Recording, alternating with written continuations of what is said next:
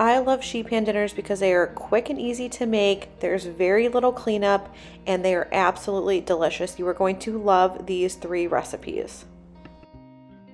First up, we have this taco pizza. This is perfect if you love like a Taco Tuesday, but you want a different way of making it. You have to try this recipe. You're just going to start out by taking your crescent rolls. If you can get the dough sheets, those are perfect. Otherwise, just pinch your seams together and you're going to bake that sheet at 375 degrees for about 8 to 10 minutes or until it is lightly browned. While that's in the oven, you just want to brown up your ground beef, and then you're going to add in a little bit of water and your taco seasoning and give that a stir. Cook it on your stove over about medium heat for just a few minutes, just so that sauce can kind of thicken up and season your ground beef. Now, if you don't want to do ground beef, you can do ground chicken or ground turkey. This is completely customizable. And I don't know about you, but sometimes I have leftover taco meat, so this is a great recipe to use up those leftovers as well if you're not wanting to make it fresh. But for our topping, I'm just going to mix together some sour cream along with some cream cheese that is softened and just stir that well together until it is nice and smooth. I will have all 3 of these recipes linked down below in my description box, so if you're looking for exact measurements, you can find them there, but I did have this recipe.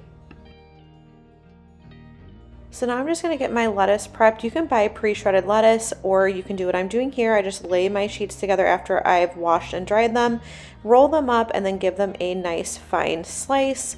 And for this, you can do any toppings that you like. So once your crust comes out of the oven, I just let it cool for a few minutes. I'm going to put our sour cream cheese mixture on top.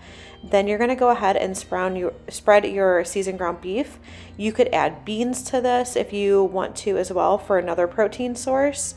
And then you're going to do your toppings. So like I said, I'm just going to do some shredded lettuce, and then I'm also going to take like a Mexican blend of cheeses, but you could do tomatoes, black olives, anything that you like on your tacos. It would be perfect to add here.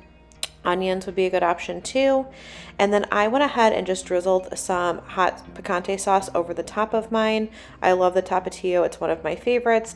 And then this is ready to serve. You just cut it with like your pizza cutter and it's very quick and easy. Next up, we have this sheet pan gnocchi recipe. I was a little bit skeptical at first, but this was absolutely delicious. I went ahead and sprayed my cookie sheet with some avocado oil. You can use any nonstick spray or oil that you would like. And then you're going to take the gnocchi directly out of the package. You do not need to pre-cook this.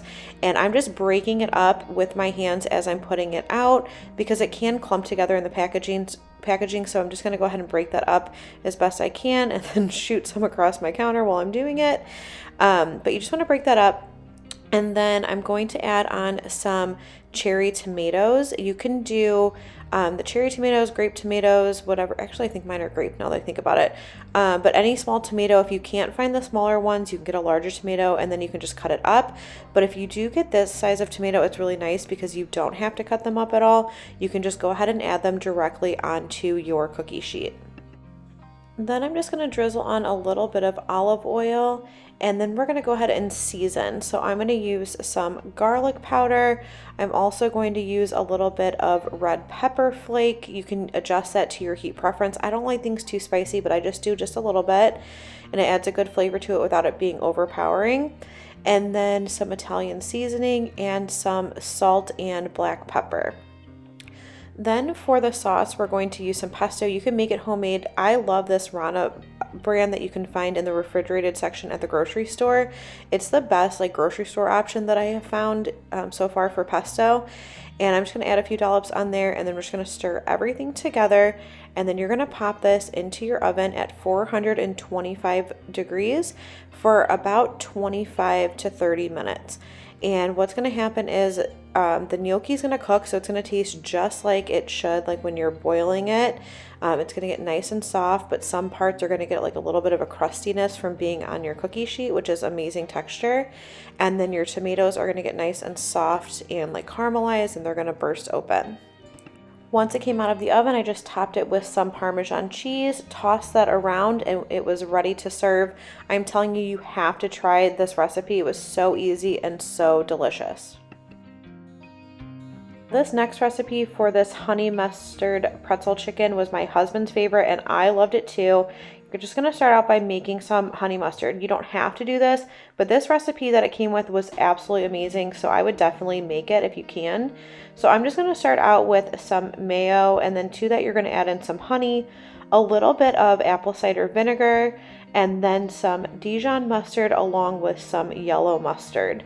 And then you just add a little dash of hot sauce, which is optional, which I did. Again, I'm not a big fan of things that are too spicy, but just a dash added a good flavor to it. And my husband was raving about this honey mustard. He loves honey mustard, and he absolutely loved this one. His favorite from the store is the Sweet Baby Ray's, so if you're not wanting to make it, that's a good option to try. But once you have everything in your bowl, you're just going to whisk that together until it is nice and smooth. And then we're going to go ahead and get our potatoes prepped. Now for the potatoes, I'm just using the small red potato so I didn't have to dice anything up, but you can use any kind of potato. If you're using a larger potato, you just want to cut it into about like 1/2-inch pieces. And then I'm going to add in a little bit of olive oil, some of that honey mustard dressing that we made, and then season it well with some salt and pepper. And then you just want to toss those together well to combine. And then this is going to go onto our baking sheet. So I went ahead and lined my baking sheet with some foil because I didn't want any of this, especially with like the honey and that dressing, to stick to the bottom of my pan. And then I'm going to lay the potatoes out on half of the pan. This is going to go in the oven at 400 degrees for 10 minutes while we're prepping our chicken, and that's going to give your potatoes a chance to start cooking. So that way, once we add the chicken onto this baking sheet, everything will finish at the same time. All right, while those potatoes are in the oven, I'm going to go ahead and prep my pretzels. I just added mine to a Ziploc bag, and I'm just going to use my rolling pin to crush them. You can also put them in your food processor if you would prefer, but for me, this was really quick and easy to do and less cleanup than pulling out my food processor. So if it's for something like this where there's not a lot of it, I just like to do it by hand. So I went ahead and added those pretzels into a pie plate, and now I'm going to season them. So I'm just using some dried parsley, some onion powder, some garlic, some paprika, and some salt and pepper. And then I'm just going to take my fork and just toss everything together to combine it. And then this I'm going to set aside because it's going to be the last step in our dredging for the chicken. Also going to need an egg wash, and so I took 1 egg, put it in another pie plate, and added in a 1/4 cup of that honey mustard dressing. I thought I was filming, but I wasn't, but that's why it's so thick here. And then I'm just taking that same fork and stirring it all together. Then I just set up my station. Now you can use chicken tenders. I use chicken breast because that's what I prefer, and I just cut it into smaller pieces and strips so that way they would cook more quickly on the sheet pan.